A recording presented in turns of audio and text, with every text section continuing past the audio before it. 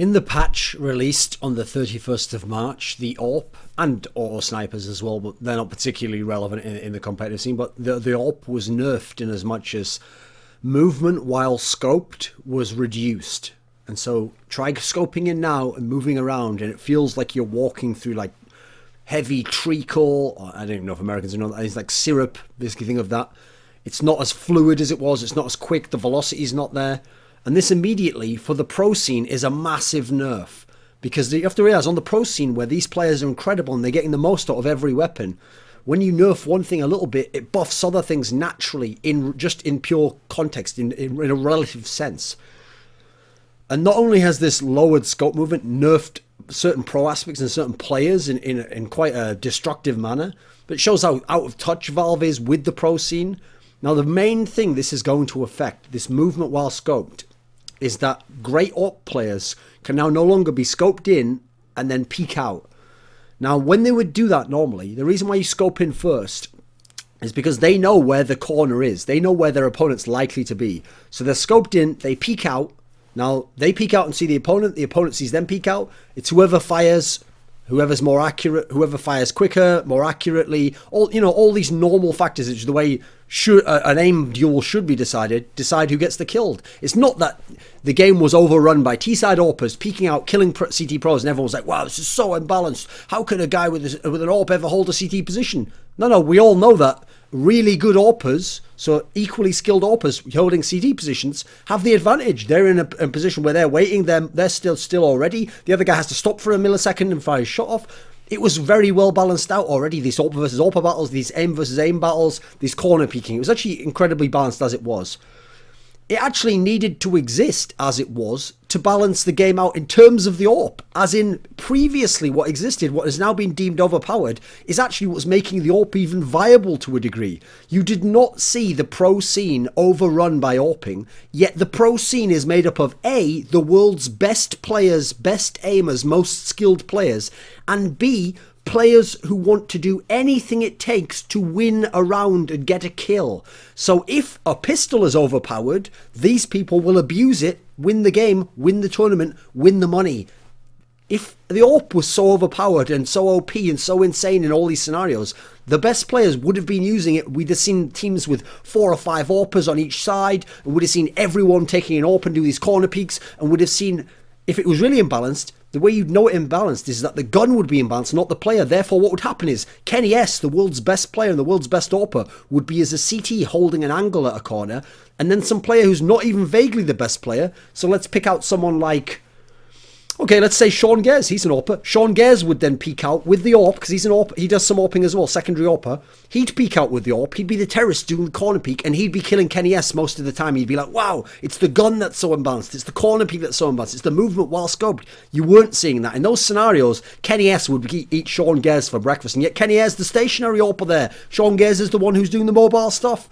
So now you go into a world where, actually, put it the other way around, and now your nerf means that if Sean Gers is the stationary AWPer, he's now got a pretty decent chance of being able to kill Kenny S when Kenny S peeks out. Yet Kenny S is a significantly better AWPer, has more skill, and in theory is more adept at doing these moves. But now you've nerfed it so much that now he's the one who's at a disadvantage. Now you're buffing, if you think about it logically, by nerfing Kenny S here, you're buffing the position of Sean Gers purely by the weapon, not his skill. Nothing's changed about his skill, but the weapon and the situations and how it's used. You've now buffed his position. You've now made his aspect imbalanced. The CT position, and by the way, did we really need to make anything more fucking overpowered on CT, Valve? You're having to remove entire fucking maps because the game's so out of control for CTs that, like, even having a uber imbalanced Tech 9 isn't enough to make Ts win the majority of the rounds on any of the maps. That's how fucking out of control Valve is now, out of touch they are with the pro scene. So not only can you not do that, and it wasn't overpowered as it was, and you didn't see the scene overrun, but think about normally how you saw pro AWPing at the top level. It was rare that you even saw dual AWP setups, especially on T-side, by the way, but on CT sides, they're usually the only time you saw them. You very rarely saw them on T-side, and even when you did see them, it was often just a scenario where someone picked up another AWP. In general, it would be one AWP on either side. Why is that? The AWP was really costly. It has a terrible kill reward, so you don't make money back from kills. You'd have to kill a bazillion people and make back even the cost of one AWP. So that you have to kill load and not die to make that money worthwhile. The only way it's worthwhile is if you win rounds and you're getting the round bonus. It had bad or no scoping. Quick scoping is the actual term, but we say no scoping. Had bad quick scoping, so if people rush your position, now if you miss, you're fucked essentially, unless it's long range. It had really big problems because of no quick scoping with fast mobile opponents who don't get tagged, which is what we had before. So we had opponents where if you miss, or even if you just leg shot them, they're still rushing and coming up to you the same speed, and they're going to overrun you either one-on-one or multiple. Add in the existence of the Tech 9, because the AWP now is playing versus people who shouldn't have good guns, but now they have a super good pistol, and they're just moving while firing and hitting you, and they're getting shots off, and you miss one, try and rescope, get another shot. You can see how the AWP wasn't in any way overpowered. If anything, I've always said this, the AWP's underpowered. You always have to ask, why is it that among the best players in the world, so few were gods with the weapon? What, is it just that there's no AWP gods anymore? They just don't exist anymore. There's one or two, and then the rest are all just shit. No, that's the weapon itself isn't powerful enough. It's like to give you an analogy, because this is a balance issue we're talking about here. In League of Legends, they changed the top lane role so much that it became eventually just about playing these massive super tanks who soaked up damage and didn't do much damage themselves. So all these great godlike top laners before, who used to wreck the whole game and carry with damage champions, high damage, and get kills, suddenly were all no longer any good. There was almost none of them maintained top status. Now when that happens, that tells you the game has been fundamentally changed and balanced in a different way. It's not that all these players individually you can go, right, well, he dropped off, he's not as good, I guess he just can't play anymore. No, the game's been changed to a degree. That's what you have to look at. You don't just look at one player, etc. You have to look at the overall trend, because if everyone's worse, then something about the game's been changed. That's what you have to ask in balance things. It's not about if one player does something awesome. It's about how does everyone play with this weapon. Because of those problems that the AWP already had, it was only used every single round without fail by gods. Only people like Kenny S, Guardian, Alu will buy an AWP every round that they have the money, because their main style is played around it and they're phenomenal with it and they can get everything out of it, and then they can use it every round. Even players who are very good AWPers, Device, hey, Pasha from Virtus Pro, think of these good players. These guys, if Smiths, these guys don't use the AWP every round. Sometimes it wouldn't be the right situation for them. Sometimes, if they're not in certain situations, if the game isn't going right, it's going to lose some rounds if they do that. It's going to be way too costly to the economy. It's not going to work in the context of what the team wants to do in terms of mobility on a certain aspect or a certain setup. The game was entirely balanced. Say another principle for you here. Often when something's imbalanced, it's so imbalanced that it's rarely the wrong option to use it. So a famous example is StarCraft 2. At the end of Wings of Liberty, the first version of the game, the Infestor was so imbalanced that there became a certain period in the metagame where it was never the wrong decision to build an Infestor. As in, you could have 30 of them and it wouldn't be wrong. You'd still be able to get use out of it and still win scenarios. Whereas every other unit, so another spellcasting unit like the High Templar, actually, if you built too many, you fucked yourself because you had a supply cap on your army. Now you've got too many High Templars in relation to how many other units you could have had instead of that. And actually, it won't help you to have this extra High Templar compared to what you could have had in terms of Colossus or some other unit. In this scenario, at the moment, that's a way you could say the Tech 9's overpowered. In these save scenarios, it's almost now never incorrect as a terrorist to buy Tech 9. You're nearly always going to get more out of it, more chance to win rounds, more kills, more guns in trade kills, etc. You're going to get everything, so it's almost never wrong. That's how you know it's imbalanced. With an AWP, it's never been the case that it was never the wrong decision to buy an AWP. Sometimes, even for good AWPers, it's the wrong situation. So players like Smiths, players like JW, they don't buy an AWP every single time. Despite like these players can be some of the best in the game with it. Do you think it's a coincidence that the vast majority of the world's best and most effective players are riflers, primary riflers? If you made a top 20 players in the world list, I would wager that in terms of primary riflers, at least 15, maybe as high as 17 on your top 20 list would be primary riflers. Now, even if we take players who secondarily AWP reasonably often, let's say 30% of the time they AWP, I think the list wouldn't even get down to about... You'd still have at least 10 on this list who weren't even secondary AWPers. Maybe as high as 12 or 13. The game was vastly balanced in favour of rifling. The best players in general are rifling. They're getting more effective. That's one of the reasons why I say Kenny S is a god. Because he's not just the best AWPer, which used to be its own category, remember. We didn't even judge AWPers compared to the other players. Because the best AWPer was never going to be the best player. Because of how expensive and how costly, he wouldn't have it every round. But Kenny S was so exceptional. He became not just the best AWPer, the best player.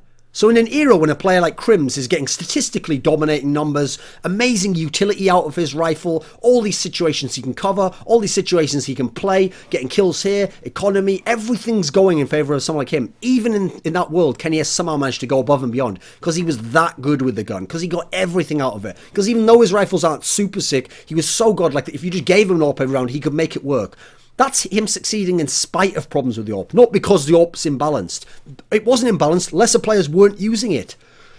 Even sick AWPers like JW. JW could be a primary AWPer, he's very, very good, but he wouldn't be as effective. He only used it certain amounts of the time. This is another issue, when people complain about abuse, but then they give the example of a god. Don't give an example of Kenny S or Guardian using the AWP. They're so good, they're better than even the next 3 or 4 good AWPers. So let's go past them. Don't even give JW. It doesn't make sense. You don't nerf players, you nerf weapons. So it's not that, listen, JW's a problem player. If I'm playing against JW as an AWP, that's a fucking big problem for me. He pops out, he's doing all this aggressive shit, he's raping us, we don't know where to go, he's destroying our T setups by peeking out a C. Yeah, he's a problem. But the problem is he can't nerf JW. You can nerf the weapon he's using, but nerf problem players? No, we can't do that. You can only nerf problem weapons. Was the AWP a problem? No, it wasn't. The way JW used it was a problem. The way other people use it wasn't, because it was the tool. How does JW use the tool? Not is the tool imbalanced. The tool wasn't imbalanced. Give the AWP to someone else. I mean, remember when Fifth Line used to use it all the time? Ford wasn't fucking imbalanced then, was it? And he was playing for one of the best teams. Also, JW is such an outlier in terms of style. It's ridiculous that people would suggest that. First of all, JW didn't used to be able to use that style of AWPing. For like, as in he used to do it online all the time, then he'd come offline, he would never do it, and for like the first year and a half, up until about mid-2014, JW never was able to perform his own AWPing risky style on LAN effectively in big games against the top teams in the world. His style of AWPing, that style where he would super fast peek out and get kills, is A, super risky. It's very easy to be killed. It's hard to hit the shots because you have to peek out and take a shot immediately and then hide back. You have to get out of trouble after you've taken the shot. You can't just stay there and take shots and shots and shots.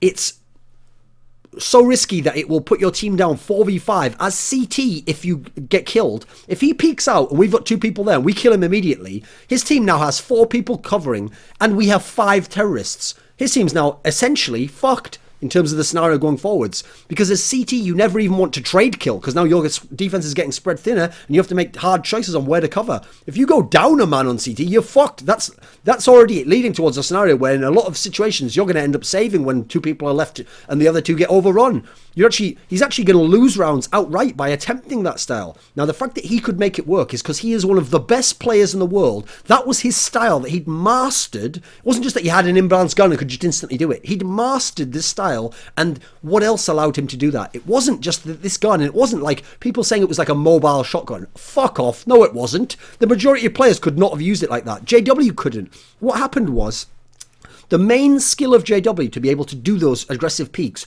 wasn't to be able to peek out, to buy the gun in spawn. Oh, that's Imba, I've already won there. Go to the spot. Well, I'm in the spot now, so I guess it's Imba, so I'll do it.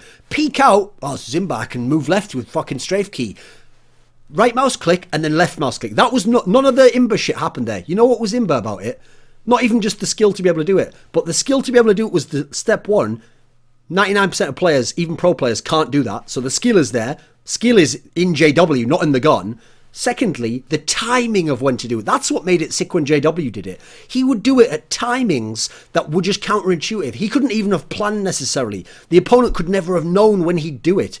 If he'd have just done it every round over and over, if it'd been truly Imba, then even if they knew it was coming, they couldn't stop it and he'd do it every single time. No, it's the timing and the skill paired together. And that is something that exists only in JW and a couple of other players who could do that, not within the gun. So by nerfing the gun, you're right, you've taken that away from those players. But first of all, they deserved that. They earned that from their skill, their natural ability. And now you've ruined the game, not just for those players, but for tons of other AWPers who had none of that skill and didn't even have that to balance it out. It's already got all these problems, and you've made it even fucking worse for them.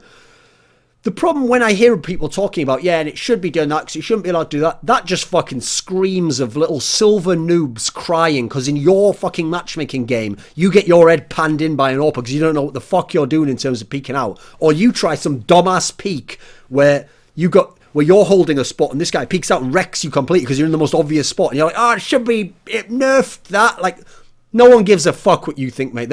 I hate people who argue from that perspective.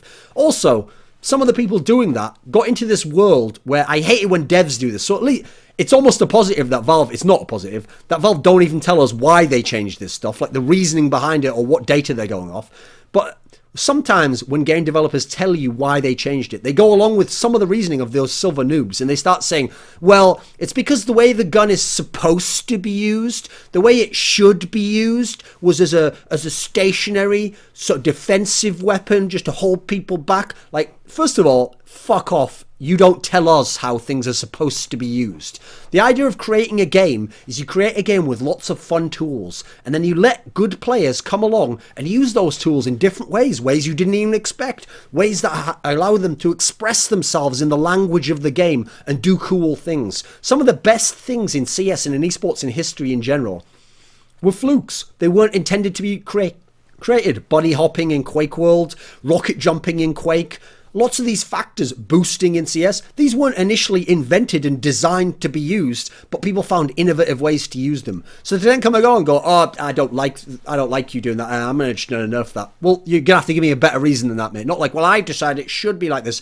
If there's anyone who doesn't know how the game should be played and how it ideally would be, it'd be the fucking developers of CS and other esports. Not just them, by the way, but the majority of esports developers. That's why we live in a world where they're nerfing the AWP. Meanwhile, now they're like, oh, we took like 7 bullets off a fucking Tech-9. That's balanced, right? Like, that was never the problem. That was never even one of the problems with that gun, you fucking morons.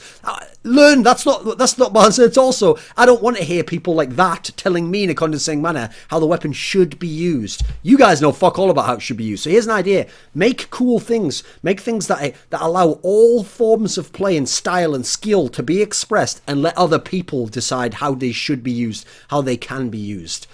Not only that, but you go and look at the impact it's going to have on the pro scene, and 2 teams immediately are getting fucked by this AWP nerf. A lot of the other players, some of those AWPers like Device, like Pasha, they can also use rifles very well. It's not going to be an issue for them.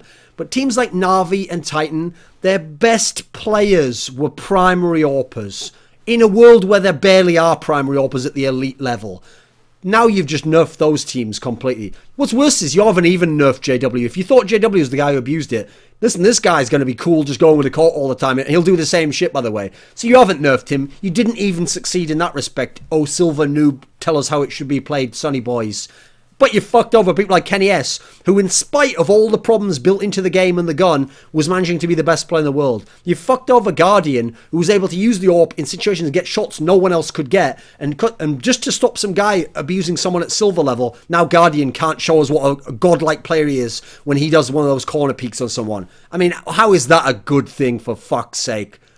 Anyway, in a world where Counter-Strike was great, fantasy Counter-Strike as we might call it, this podcast is sponsored by Vulcan. If you want to play fantasy Counter-Strike Global Offensive, go to vulcan.com, vulcun.com, put in the code Thorin with 3 O's, THOOORIN, and they will match your initial deposit by up to 100%, up to a limit of $1,000.